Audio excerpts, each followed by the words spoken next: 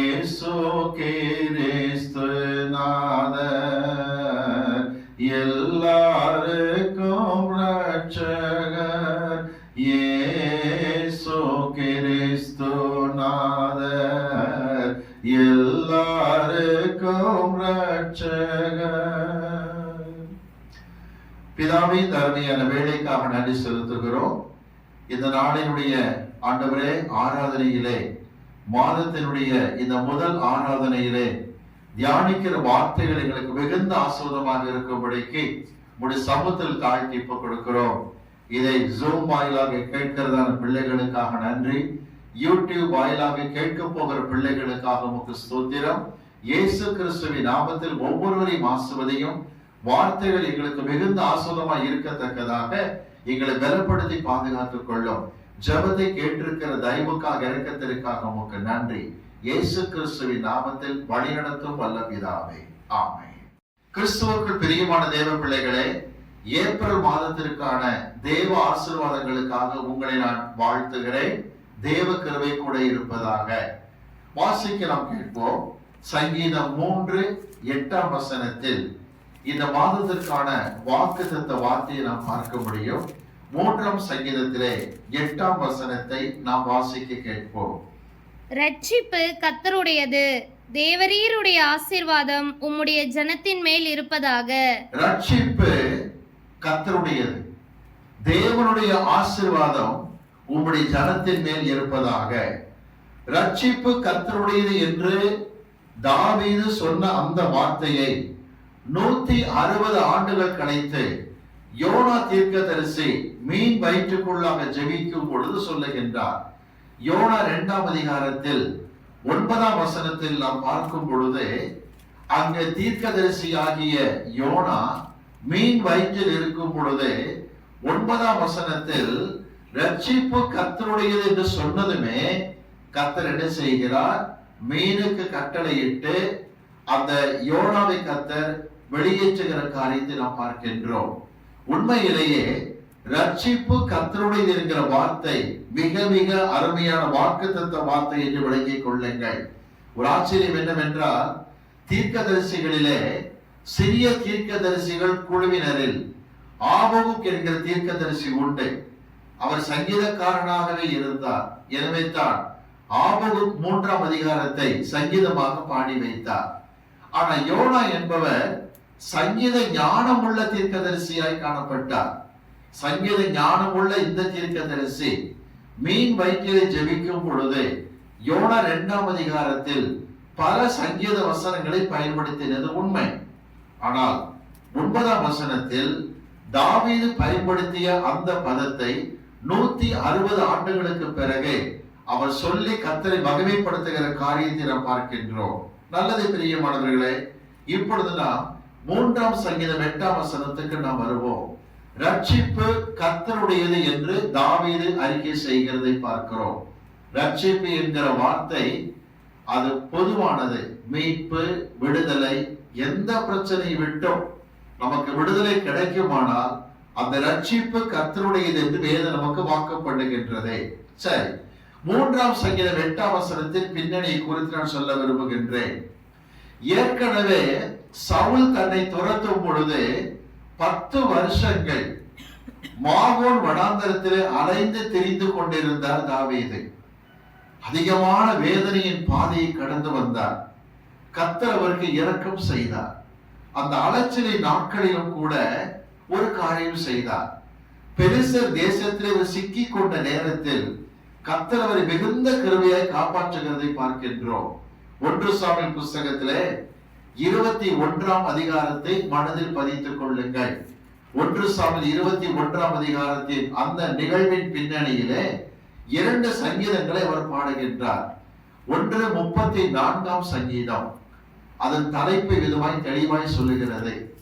ஒரு பைத்தியக்காரனை போல் வேஷம் போட்டு தாவீது தப்பித்த சமயத்தில் பாடிய சங்கீதம் என்று 34 காட்டப்படுகிறது. அதே சமயத்தில் 56ஆம் சங்கீதத்தை பாடினார்.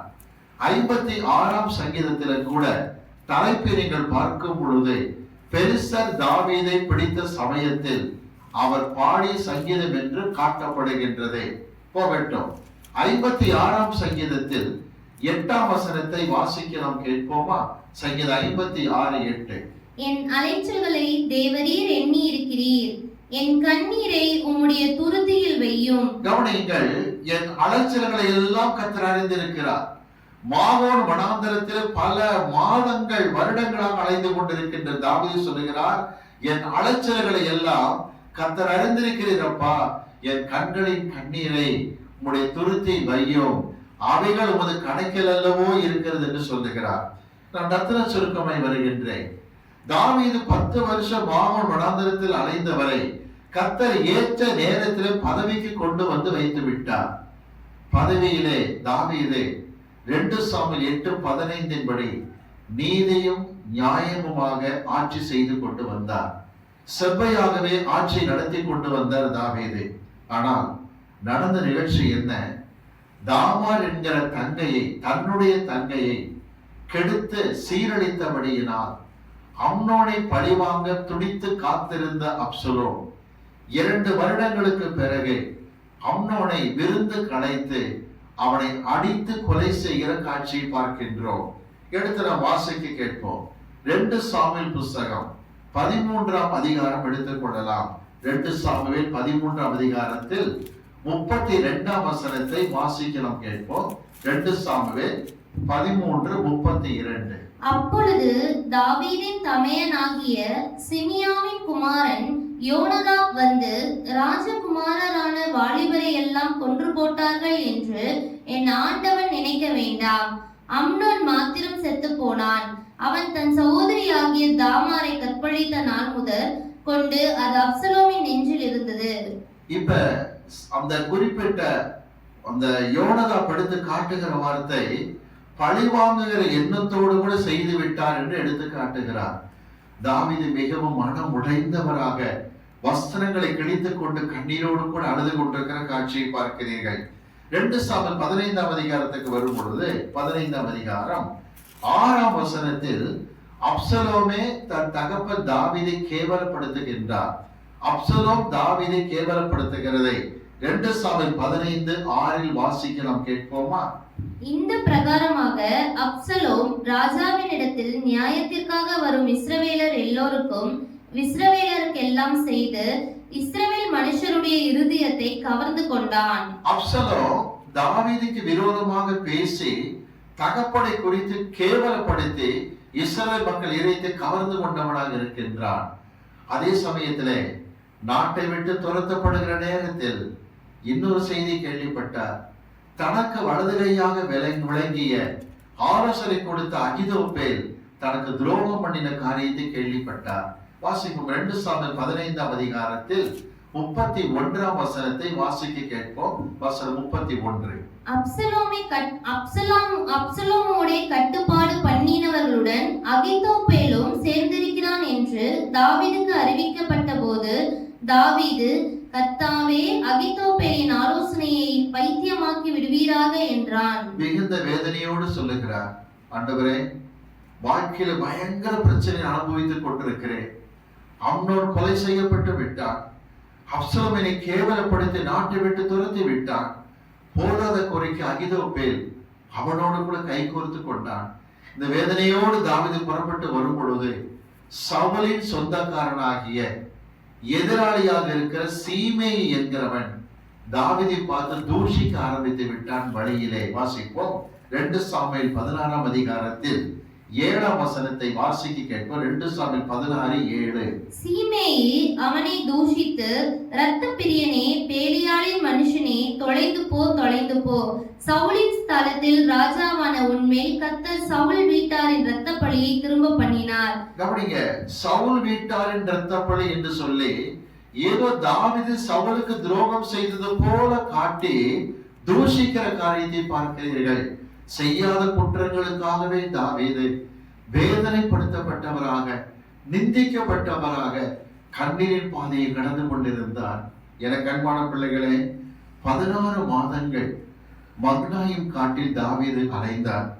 மட்டுமல்ல, அவருக்கு ஒரு குணம் உண்டு. என்ன? எந்த இடத்துல தங்கினாலும் தனித்து தான் தங்குவார். ஜனக்கூட்டங்கள் மத்தியிலே தங்கி படுத்து நித்திரை செய்கிற பழக்கம் அவருக்கு இல்லை. வாசிக்கலாமா? 2 சாமுவேல் 17ஆம் அதிகாரம் எடுத்துக் கொள்ளலாம். 2 சாமுவேல் 17ஆம் அதிகாரம் 8ஆம் வசனத்தை நாம் வாசிக்க கேட்போம். 17:8. மேலும் ஊசாய், உம்முடைய தகப்பனும் அவன் மனுஷரும் பலசாலிகள் என்றும் வெளியிலே குட்டிகளை பறிகொடுத்த கரடியைப் போல மனம் எரிகிறவர்கள் என்றும் நீர் அறிவீர். உம்முடைய தகப்பன் யுத்த வீரருமாய் இருக்கிறார். அவர் ராக்காலத்தில் ஜனங்களோட கூட தங்க மாட்டார். ராத்திரி நேரத்தில் ஜனங்கள் கூட சேர்ந்து படுக்க மாட்டார். சற்று கவனிப்போம். தாவீது இப்பொழுது மக்னாயின் காட்டுக்குள்ளாக உள்ளே நுழைகின்றார். யோர்தானை கடந்து உள்ளே பிரவேசிக்கிறார்கள்.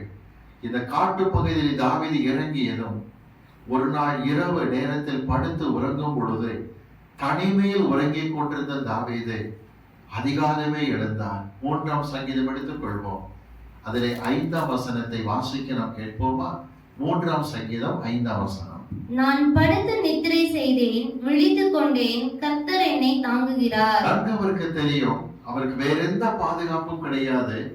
நன்கு படுத்து நித்திரை செய்தார், காலமே விழித்துக் கொண்டார், ஒன்றை புரிந்து கொண்டார், என் தேவன் இன்னும் என்னை தாங்கிக் கொண்டே இருக்கின்றார், ஆதரவாகத்தான் இருக்கின்றார். ஒன்று தெரியுமா?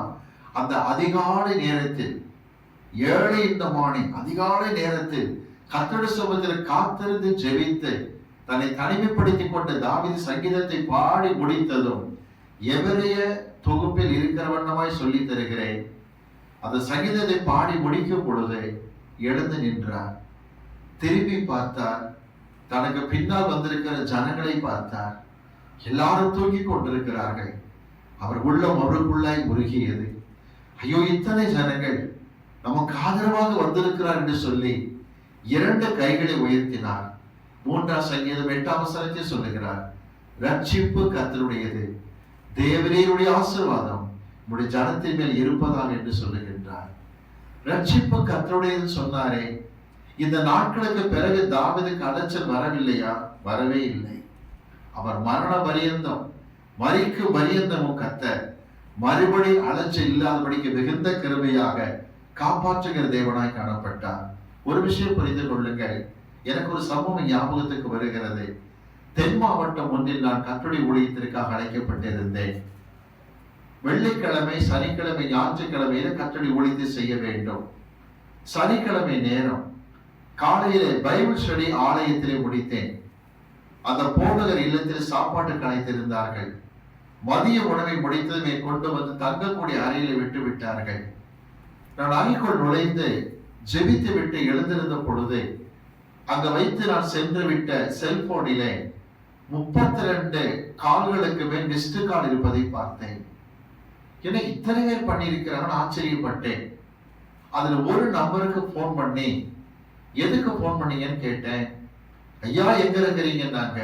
நான் இருக்க இடத்தை சொல்லி, சர்ச்சில் மெசேஜ் கொடுக்க வந்திருக்கேன், ஏன் எதுக்காக கேட்கிறீங்கன்னு கேட்டேன். உங்களுக்கு தெரியாதா, பெங்களூர்ல ஒரு குறிப்பிட்ட முக்கியமான முதல்வரை கைது செய்து சிறையில் அடைத்து விட்டார்கள்.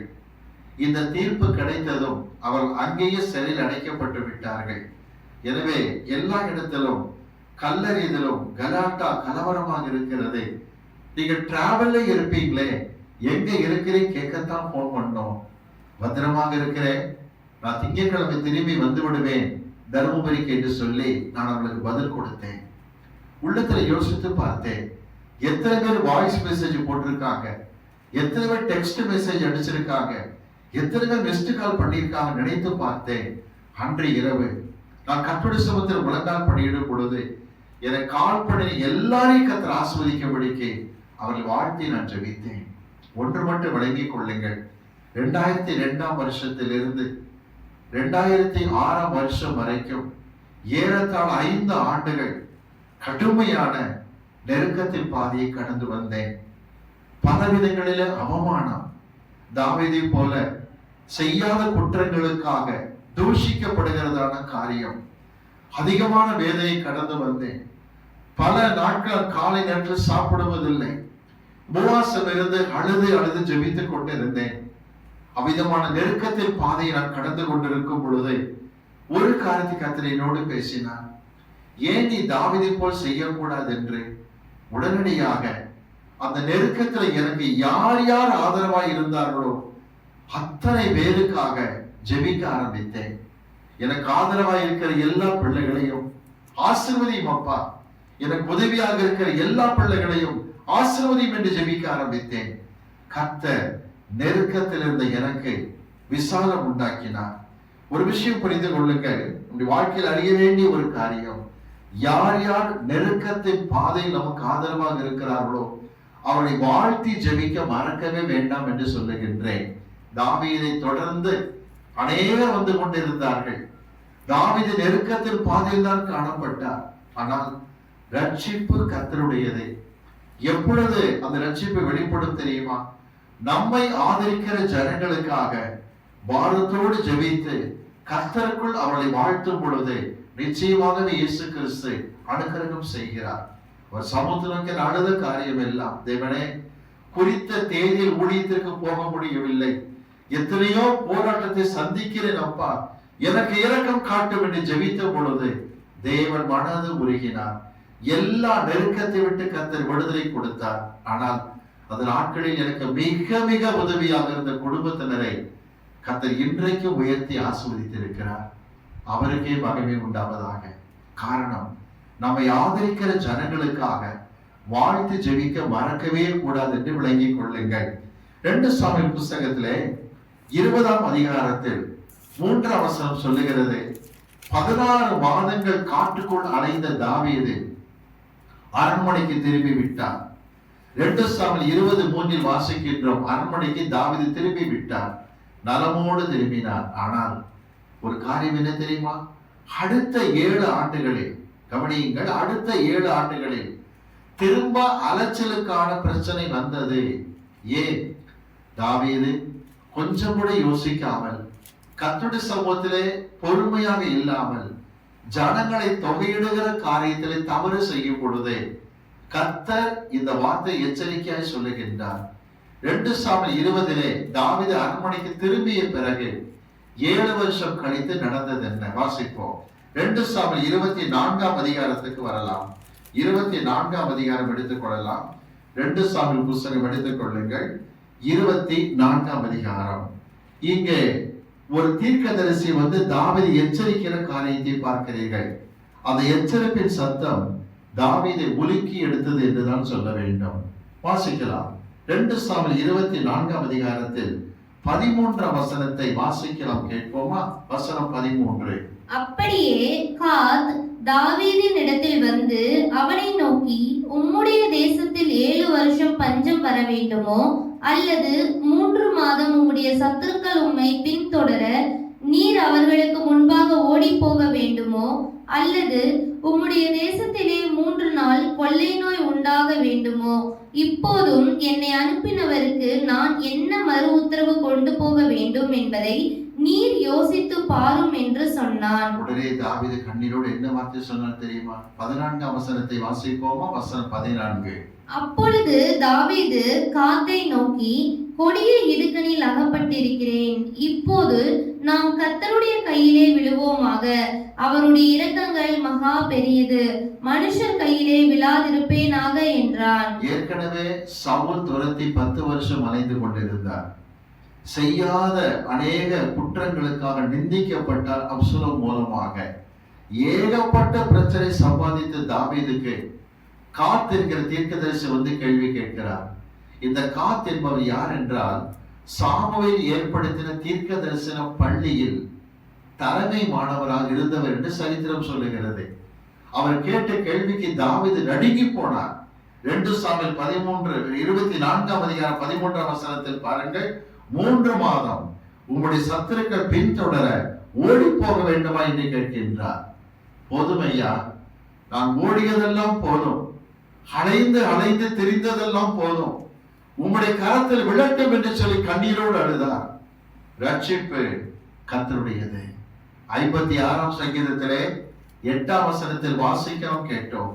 தேவரீர் என் அலைச்சல்களை எல்லாம் எண்ணி இருக்கிறீர், என் கண்களின் கண்ணீரை உமது துருத்தில் வையும், உமது கணக்கில் அல்லவோ அவைகள் இருக்கிறது என்று அழுது தாவீதை குறித்து நாம் பார்க்கின்றோம். ஒன்று மட்டும் சொல்லுகிறேன், ஒருவேளை இந்த செய்தியை கேட்டுக்கொண்டிருக்கிற நீங்கள் ரட்சிப்பு வேண்டும் என்று விரும்புகிறீர்களா?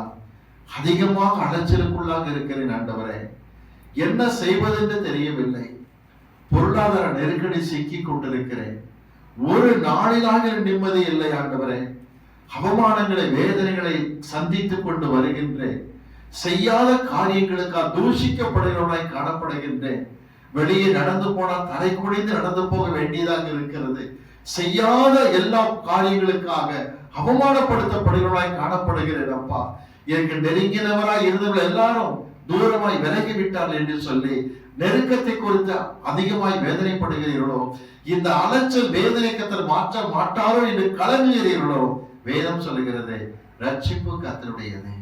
நீங்கள் செய்ய வேண்டிய காரியம் என்ன தெரியுமா? யார் உங்களை நேசிக்கிறார்களோ, யார் உங்களுக்கு ஆதரவாக இருக்கிறார்களோ அவர்களை வாழ்த்தி ஜெபிக்க மறக்க வேண்டாம். அவர்களிடத்தில் உண்மையாக பேசுவதை குறித்து கவனமாக இருங்கள். உங்களை நேசிக்கிற மக்களிடத்திலே ஒளிவு மறைவு இல்லாதபடிக்கு, நேசித்து ஆலோசனை கொடுக்கிற தேவ பிள்ளைகளிடத்திலே ஒளிவு மறைவு இல்லாதபடிக்கு உண்மையாய் நடந்து கொள்ளுங்கள். அப்பொழுது ஆண்டவர் ரட்சிப்பு தம்முடையது என்பதை நிரூபித்து காட்டுவார். மத்தேயு சுவிசேஷம் 8ஆம் அதிகாரத்தில் 20ஆம் வசனத்தை நாம் வாசிக்க கேட்போமா? மத்தேயு 8:20 வாசிக்க நாம் கேட்போம். மத்தேயு 8ஆம் அதிகாரத்திலே ஆண்டு சொல்லுகிற வார்த்தையை பாருங்கள். 20ஆம் வசனத்தில் வாசிப்போம். அதற்கு இயேசு, நரிகளுக்கு குழிகளும் ஆகாயத்து பறவைகளுக்கு கூடுகளும் உண்டு, மனுஷகுமாரனுக்கோ தலை சாய்க்க இடமில்லை என்றார். பிதாவின் சித்தத்தை நிறைவேற்றுவதற்காக உலகத்தில் வந்த இயேசு கிறிஸ்து அதிகமான அலைச்சல், நிந்திக்கப்படுகிறதான வார்த்தைகளை கேட்கிறதான ஒரு நிலைமை, எல்லா காரியத்தையும் இயேசு கடந்து வந்தார். அவருக்கு தலை சாக்கி இடமில்லாமல் காணப்பட்டது. ஆகவே உங்கள் வேதனைகளை கர்த்தர் அறிந்திருக்கிறார். ஒன்று சொல்லுங்கள், ரட்சிப்பு கர்த்தருடையது. தேவரீருடைய ஆசீர்வாதம் உங்களுடைய ஜனத்தின் மேல் இருக்கட்டும் என்று வாழ்த்துங்கள். தேவன் நிச்சயமாக தாவீதை அதற்கு பிறகு மரண பரியந்தம் அலைச்சலின்றி காப்பாற்றி கர்த்தர் உங்களுக்கு ஆசீர்வாதத்தை நிச்சயமாக கொடுப்பார். நல்லது. 160 வருஷம் கழித்து இந்த வார்த்தையை அறிக்கை செய்த யோனாவின் பகுதிக்கு வருகின்றோம். யோனா 2ஆம் அதிகாரத்தில் 9ஆம் வசனத்தில் நாம் பார்க்கிற வார்த்தை ரட்சிப்பு கர்த்தருடையது என்று யோனா அறிக்கை செய்கின்றார். ஒரு ஆச்சரியம் என்ன தெரியுமா? பழைய ஏற்பாட்டில் நீங்கள் பார்க்கலாம், பெரும்பாலும் எல்லா தீர்க்கதரிசிகளுமே போதிக்கிறவர்களாகவே வந்தார்கள், போதனை கொடுத்தார்கள். யோனா மட்டும்தான் போதிக்கப்பட்ட தீர்க்கதரிசியாக இருந்தார். என்ன போதனை இவருக்கு கிடைத்தது? வாசிக்கிறோம், கேட்போம். ரோமருக்கு எழுதப்பட்ட நிருபம் 3ஆம் அதிகாரம் எடுத்துக் கொள்ளுங்கள். ரோமருக்கு எழுதப்பட்ட நிருபம் 3ஆம் அதிகாரம் 29ஆம் வசனத்தை வாசிக்கலாம், கேட்போம். ரோமர் 3:29. தேவன் யூதருக்கு மாத்திரமா தேவன், புறஜாதிகளுக்கும் தேவன் அல்லவா? தேவன் யூதருக்கு மட்டும்தான் தேவனோ, புறஜாதிகளுக்கும் தேவனாக இருக்கிறார். ஆம், அவர் புறஜாதிகளுக்கும் தேவன். யோனா ஜாதி வைராக்கியத்திலே தன்னுடைய ஊழியத்தை செய்த பொழுது கர்த்தர் கொடுத்த போதனை என்ன தெரியுமா? தேவன் எல்லாருக்கும் இரட்சகராக இருக்கிறார், இயேசு கிறிஸ்து எல்லாரையும் நேசிக்கிறவராக இருக்கிறார் என்கிற போதனை கர்த்தர் கொடுத்ததை நாம் பார்க்கின்றோம்.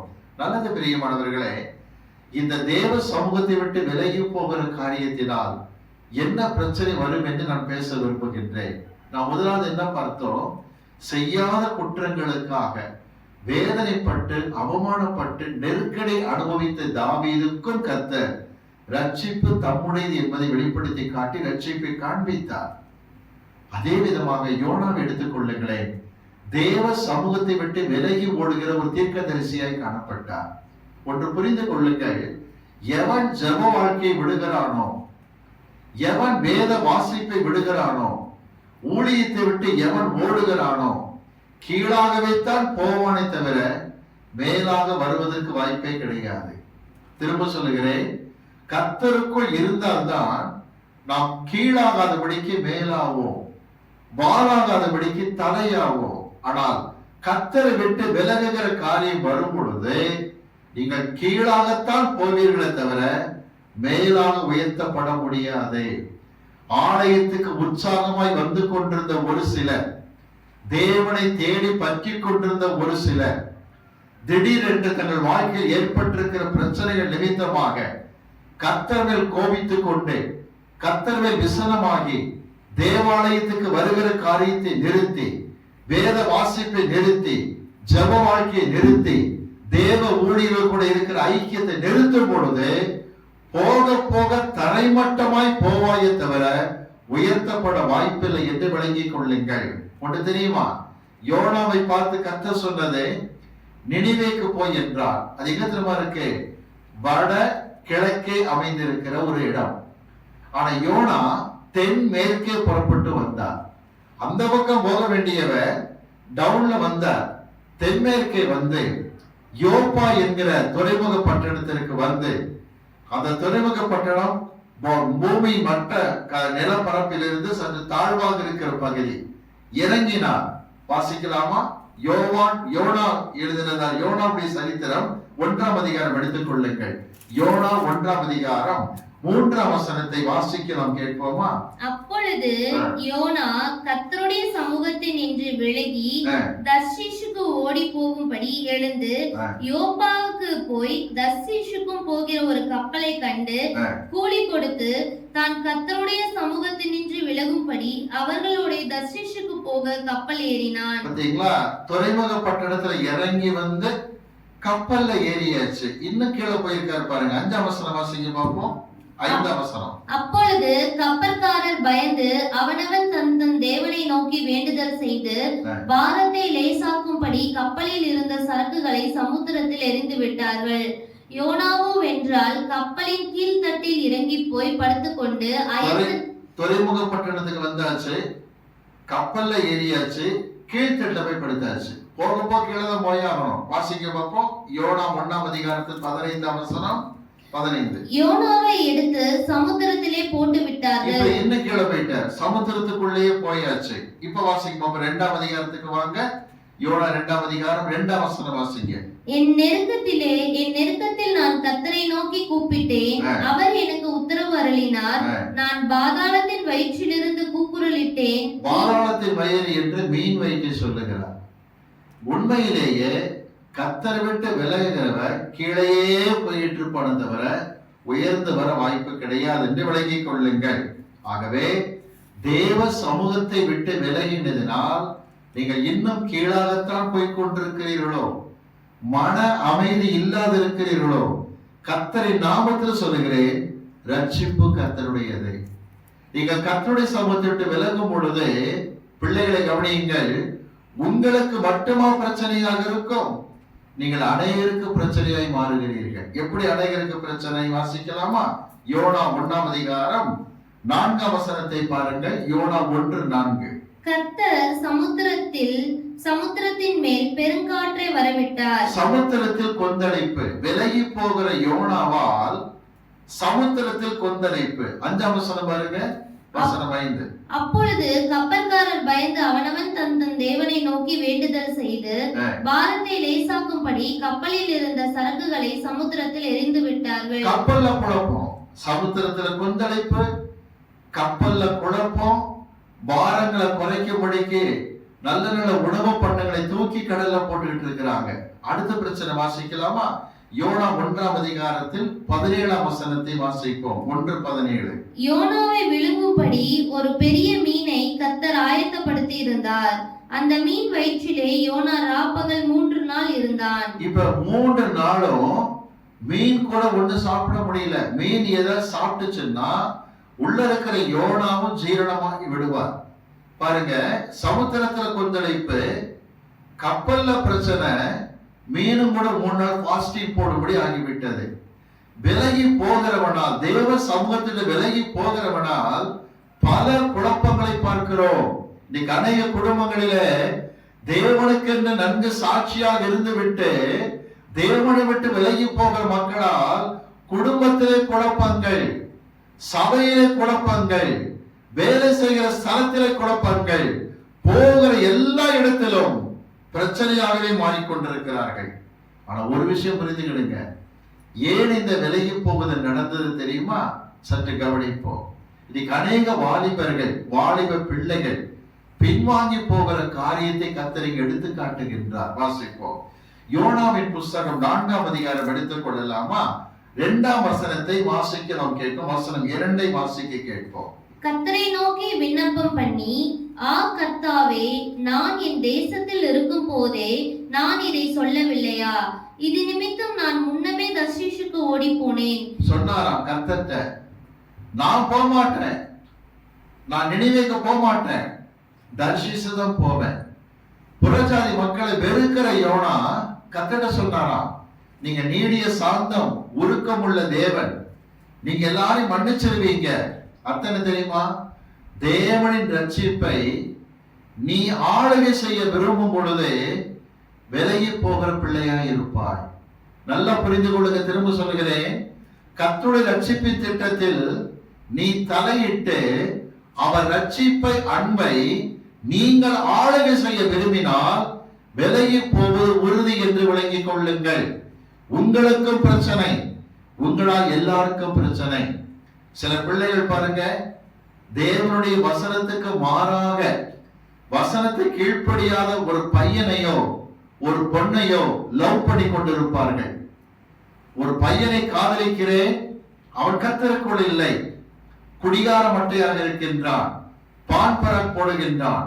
ஒரு பெண்ணை காதலிக்கின்றேன், அவன் கர்த்தருக்குள் இல்லை, தேவனை அறியாத பிள்ளையாக இருக்கின்றாள். ஆனா கர்த்தர் அவளை ரட்சிப்பாராக. இவங்க லவ் பண்ணா ரட்சிப்பு ஆர்டர் கொடுத்துடணும், இவங்க லவ் பண்ணா ரட்சிப்பு கர்த்தர் கொடுக்க கூடாது. தேவ ரட்சிப்பை ஆள்வதற்கு நீ யார் என்று கேட்கின்றேன். உன் வாழ்க்கையில லவ் ஃபெயிலியர் ஆகும் பொழுது, விரும்பின காரியம் கைகூடி வராதிருக்கிற சமயத்தில் சோர்வு, ஜப வாழ்க்கையில சோர்வு, வேத வசன காரியத்திலே சோர்வு, ஊழியத்திலே சோர்வு, எல்லாவற்றையும் சோர்ந்திருக்கிற நீ கீழாகவே போய் போய் போய் உன்னால் உனக்கும் பிரச்சனை, குடும்பத்திலும் பிரச்சனை, சபையிலும் பிரச்சனை, எங்க பிரச்சனை பார்க்கின்றாய்? நீ செய்த காரியம் என்ன தெரியுமா?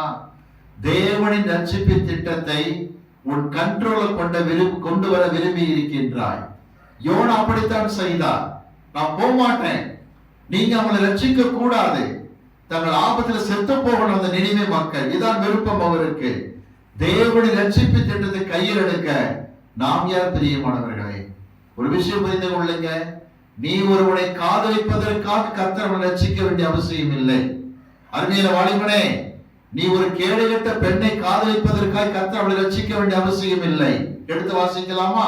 எபேசியருக்கு எழுதப்பட்ட நிருபம் 2ஆம் அதிகாரம் எடுத்துக் கொள்ளலாம். எபேசியர் 2ஆம் அதிகாரம் 8ஆம் வசனம் 9ஆம் வசனத்தை வாசிக்க நாம் கேட்போம். எபேசியர் 2:8-9 வசனங்கள். கிருபையினாலே விசுவாசத்தை கொண்டு ரட்சிக்கப்பட்டீர்கள். கிருபையினால் விசுவாசத்தை கொண்டு ரட்சிக்கப்பட்டீர்கள். இது உங்களால் உண்டானதல்ல, உங்களால் உண்டானதல்ல, இது தேவனுடைய ஈவு. தேவனுடைய ஈவு. திரும்ப தொடர்ந்து வாசிக்க பார்ப்போம். ஒருவரும் பெருமை பாராட்டாதபடிக்கு, நீ பெருமை பாராட்டாதபடிக்கு, இது கிரியைகளினால் உண்டானதல்ல, கிரியால் உண்டானதல்ல. புரிந்து கொள்ளுங்க, கர்த்தர் எவனை ரட்சிக்க சித்தமாய் இருக்கிறார் அவனை ரட்சிப்பார். எவன் மேல் ஒழுக்கமாய் இருக்க சித்தமாய் இருக்கிறவனை கர்த்தர் நிச்சயமாக ஆசீர்வதிப்பார். அவர் ஒன்று விளங்கிக் கொள்ளுங்கள், அவர் ஒழுக்கம் இரக்கம் ரட்சிப்பிலே நீங்கள் ஆளுகை செய்ய விரும்பும் பொழுதுதான் உங்களை குழப்புகிறீர்கள், எல்லாரையும் குழப்புகிறீர்கள். ஒரு விஷயம் புரிந்து கொண்டீர்களா?